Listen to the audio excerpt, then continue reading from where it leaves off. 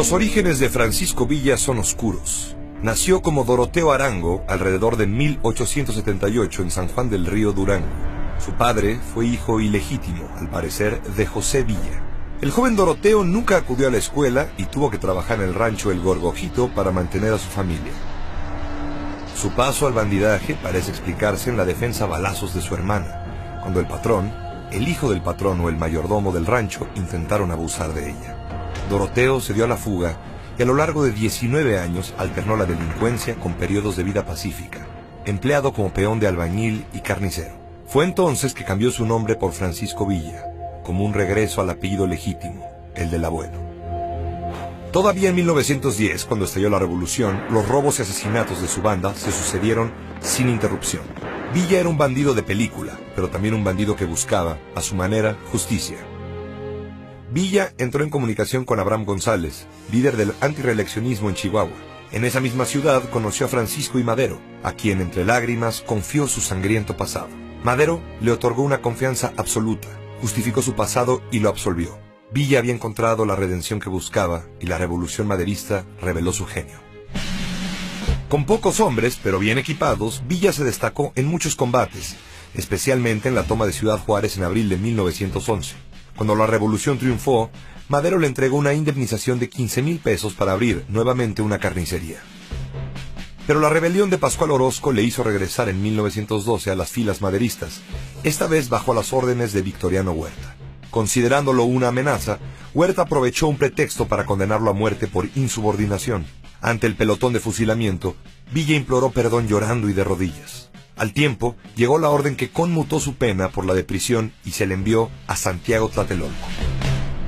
Sin embargo, en diciembre de 1912, Villa consiguió escapar de la prisión y se refugió en Estados Unidos. El golpe de Estado contra Madero y su asesinato en febrero de 1913 trajeron a Villa de vuelta a México, a vengar la muerte de su redentor.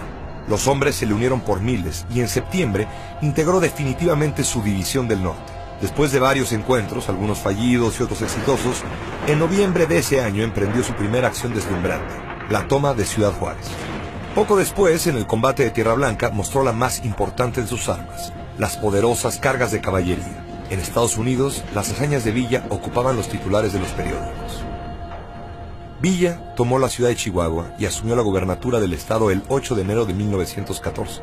Durante su breve mandato, confiscó los bienes de los hacendados y se reveló como un estupendo administrador. Aunque reconocía el mando de Venustiano Carranza como primer jefe de la revolución, comenzaron a aflorar entonces sus diferencias. Por sugerencia de Carranza, Villa dejó el gobierno en manos del general Chao. Por aquellos mismos días, el Robin Hood mexicano firmó un contrato con la Mutual Film Corporation, un acuerdo de exclusividad por $25,000 para filmar las acciones de la División del Norte. El 9 de mayo de 1914 se estrenó en Nueva York The Life of General Villa, una película que mostraba sus razones para la rebelión, sus victorias y un final feliz que nunca ocurriría, su llegada a la presidencia. En marzo de 1914, cuando emprendió su marcha hacia el sur, contaba con un ejército impresionante. Un tren hospital para 1,400 heridos y 16,000 hombres perfectamente equipados. El fervor de sus hombres, por él, llegaba casi a la idolatría. Mientras tanto, las fricciones con Venustiano Carranza, quien lo consideraba inmanejable e indisciplinado, aumentaron conforme crecía el poder militar y la fama de Villa. En Villa había una especie de dualidad. Era a veces el salvaje destructor de vidas y haciendas. Otras se mostraba como el hombre que se enternecía con los niños, que veía en la educación una especie de reconstrucción moral y social, que se apiadaba y lloraba. Esa dualidad se encarnaba y extendía fuera de Villa en dos de sus hombres más cercanos, el cruel Rodolfo Fierro, asesino a sangre fría, y el generoso Felipe Ángeles, honrado y sensible. La Convención Revolucionaria de Aguascalientes, celebrada en octubre de ese mismo año, y que enfrentó la difícil prioridad de reconciliar a Villa con Carranza, fracasó. La guerra entre facciones no tardó en estallar. Por una parte estaban Villa y Emiliano Zapata, por la otra Carranza y Obregón. Mientras Carranza se retiró con su gobierno a Veracruz, Villa y Zapata se reunieron en la capital del país en diciembre de 1914. Zapata mostraba aversión al poder y opinó que deberían quemar la silla presidencial, pero Villa hizo la broma de su vida y se sentó en ella ante los fotógrafos. Al año siguiente, la estrella de Pancho Villa comenzó a decaer En las grandes batallas del Bajío, Obregón se mostró como un genial estratega militar y consiguió derrotar las feroces cargas villistas, diezmando a su caballería. Los hombres de Villa lo fueron abandonando en su huida por pueblos y ciudades del norte. Villa volvió a ser un guerrillero.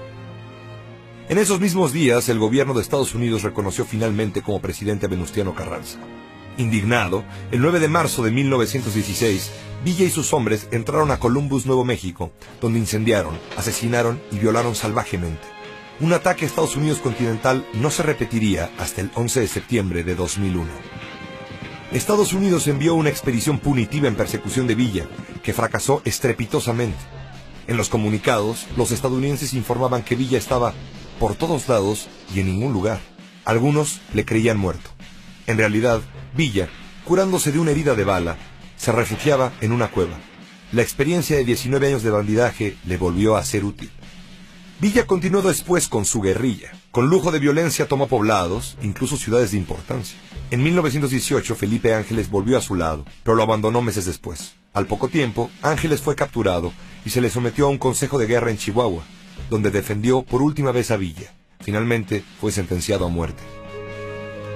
Tras el asesinato de Carranza por los rebeldes de Agua Prieta, Villa acordó rendirse el 28 de julio de 1920. A cambio, recibió la hacienda de Canutillo, que transformó con algunos de sus hombres en una especie de colonia militar en la que organizó el trabajo, compuso tractores y estableció una escuela. Villa intentaba vivir en paz, pero la paz lo rechazaba. En su retiro, cometió una imprudencia. Se entrevistó con Adolfo de la Huerta, quien aspiraba a suceder a Obregón en la presidencia y que al final terminaría por rebelarse contra el gobierno.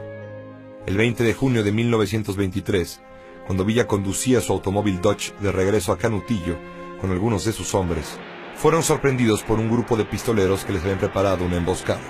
Entre cientos de tiros, como había vivido, el Centauro del Norte cayó abatido, destrozado por las balas.